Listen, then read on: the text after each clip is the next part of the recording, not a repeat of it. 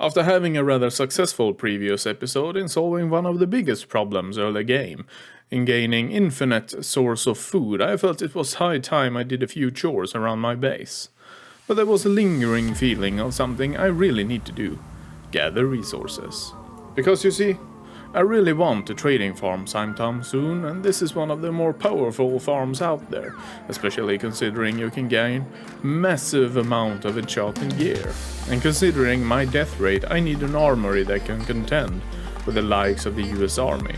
So, a plan started to formulate in my head. I need pumpkins, potatoes, melons and carrots. I already have pumpkins and potatoes, but no melons and carrots. I also want to sell so I can finally get a horse. With my goal set, I, Bree of YouTube, set out on my journey with hopes and dreams.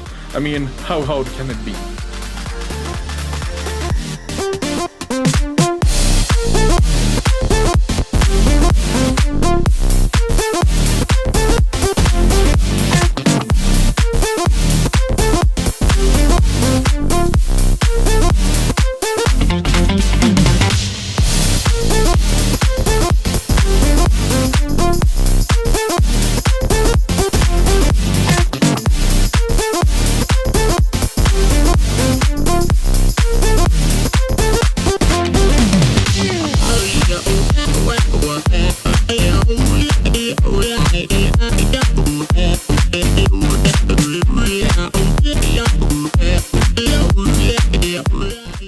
Day 32. I'm getting more and more convinced that the Minecraft gods are taking a piss at me. I have traveled to 5 cities and not a single one had a saddle. This latest city is really trying to go out of its way to have a stable, and a mountain that is so trampled there is no grass left. And they still don't have a saddle.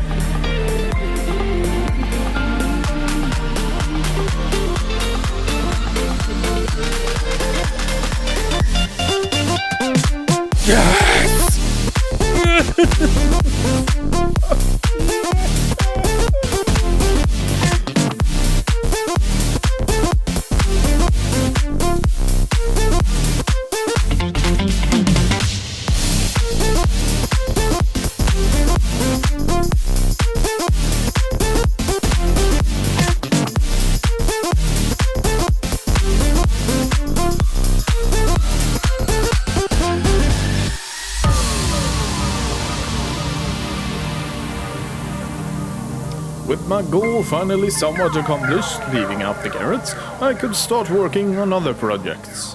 While I did say I want a trading farm, this wasn't the time for that just yet.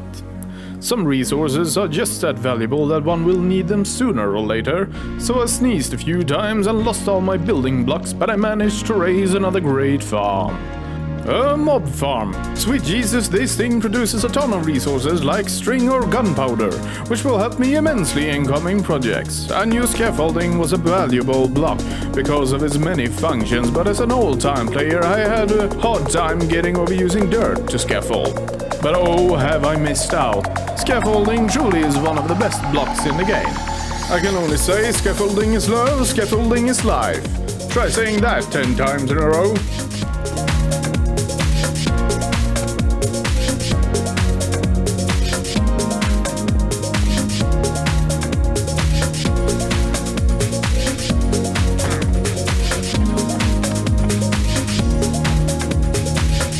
And of course, as if following procedure, I managed to make the farm one block too small in some way. I don't know why I keep making these mistakes. I'm almost certain I'm not doing this intentionally. But somehow, whenever I create a farm, I always manage to make some part incorrectly. What you see here is me correcting the mistake, this time by expanding the collection system so the mobs can't escape.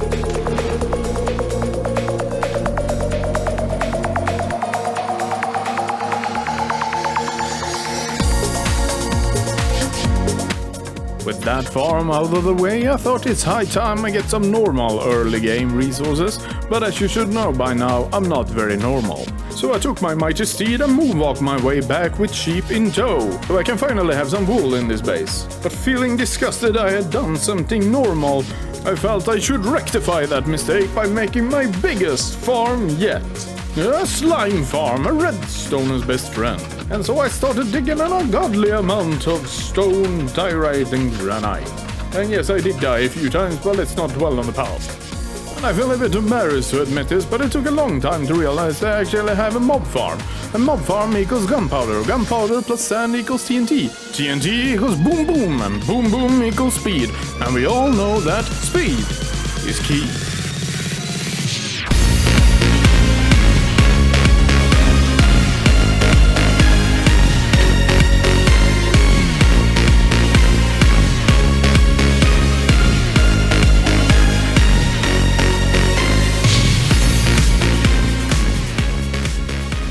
Of course, I'm going to count this as a mining time-lapse as I actually got a few diamonds digging this hole.